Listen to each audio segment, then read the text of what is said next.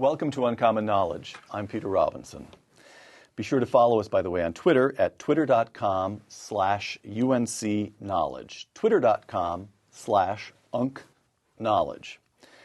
Since earning a doctorate in international relations from Oxford, author and journalist Claire Berlinski has lived and worked in Britain, Thailand, Laos, and France. She now lives in Istanbul. Her most recent book, There Is No Alternative: Why Margaret Thatcher Matters, has just been released in paperback. A contributor to the new website, ricochet.com, Claire is visiting the United States, taking a time away from her home in Istanbul and her 7 cats. 7 cats. You'll have some explaining to do about that. Today on Uncommon Knowledge, Margaret Thatcher, the war on radical Islam, Turkey, and the international woman of mystery, Claire Berlinski.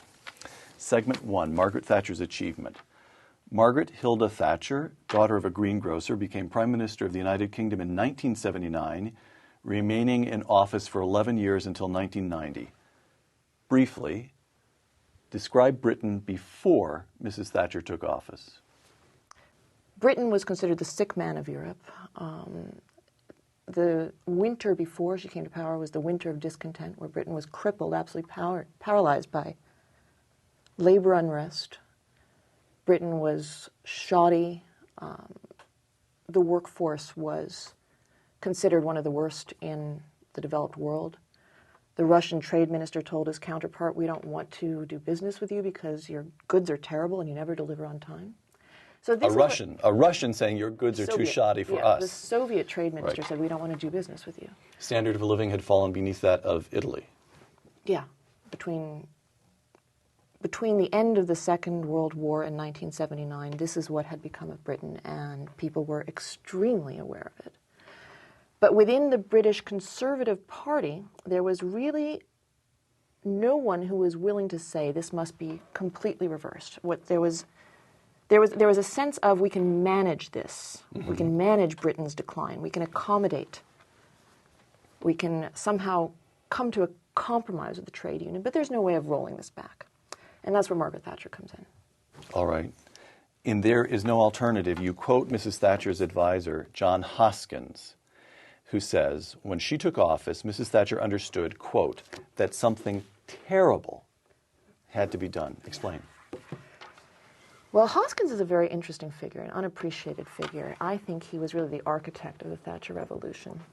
He was looking systemically at everything that was wrong with the British economy and trying to figure out what would need to be changed for this to be reversed. And he came to the conclusion just about everything. Just about everything at that point. You quote him as saying, if you change anything, you have to change everything. Yes, yes. It's also interconnected. Exactly. And he drew the famous to me, maybe I'm the entire audience to whom it's famous, but he drew the wiring diagram, which is incredibly labyrinthine, elaborate diagram showing how every part of the problem was connected. And he said, if we're going to change this, if we're going to make it better, we are going to be brutally unpopular. We're not going to be able to do this through consensus politics. It's impossible.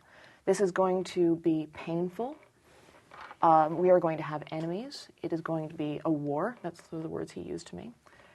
And it's going to be terrible, but it is the only alternative, because if we do not do this, Britain's decline will be permanent. And it won't be gradual anymore, because it will reach a point where it will spiral out of control, and you will have not just relative decline, but absolute decline. Mm-hmm. In There Is No Alternative, Claire, you look at several of these terrible measures in detail. Let's take a look at a couple of them. Of course, all of this is television standards, so everything has to be brief.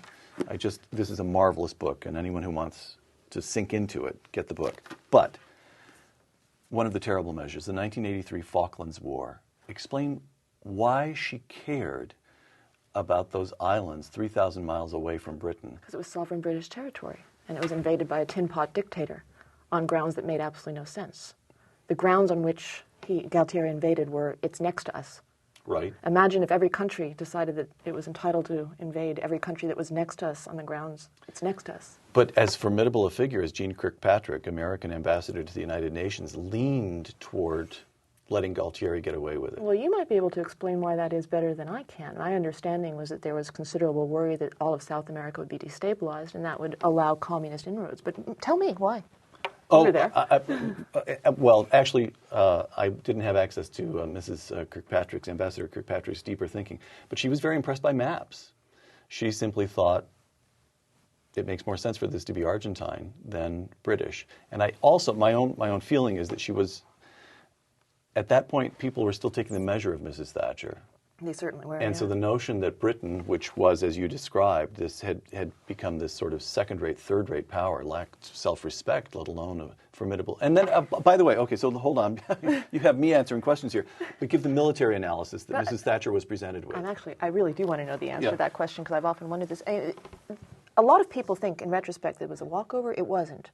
The British Navy was in no way prepared for this. It was prepared to fight in concert with NATO. It was prepared to fight the Soviet Union. It was not prepared for a naval battle in those climate conditions in South America, 4,000 miles away from the nearest 4,000 miles, right. From the nearest airbase. And almost no one was telling her that it was possible. Her own advisors, her military was saying, we can't do this. We cannot do this. And one advisor, one admiral said, I'll put together a task force if you want me to. And she said, yeah, put it together. That's not so surprising. Of course she wanted to keep all the options open. What is surprising is she gave the orders to use it.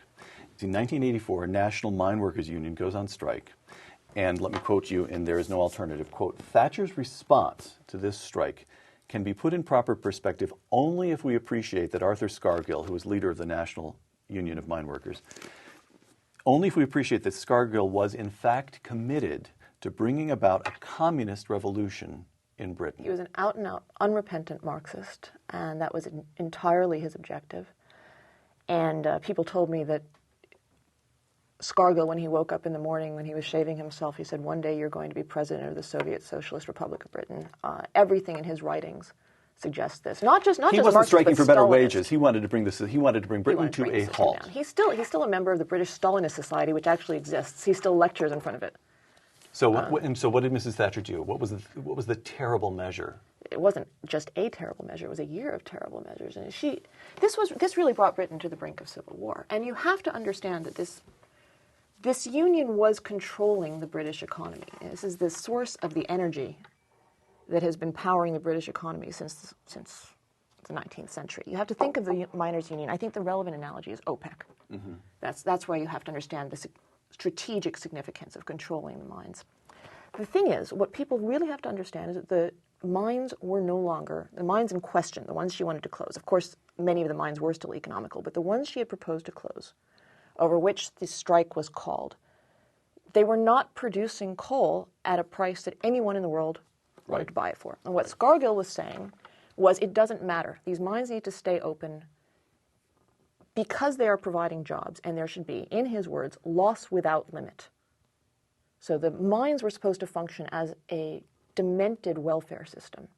I say demented because who on earth, if you're simply going to transfer money to needy people, who's going to transfer it on the basis of sending them down into... This is an incredibly dangerous job. It's a horrible job. Just have them sit at home and take welfare payments if you want to do that. Absolutely. So in 1983, she wins the Falklands War. 1984, 1985, she actually wins. She breaks the strike. Yeah. The workers outvote against Scargill, and they vote to go back to work. She breaks the strike. That's right.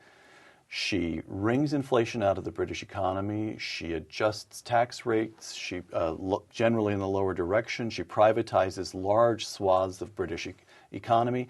And in 1990, when Mrs. Thatcher leaves 10 Downing Street, give me a portrait of Britain. One of the wealthiest and most powerful countries in Europe.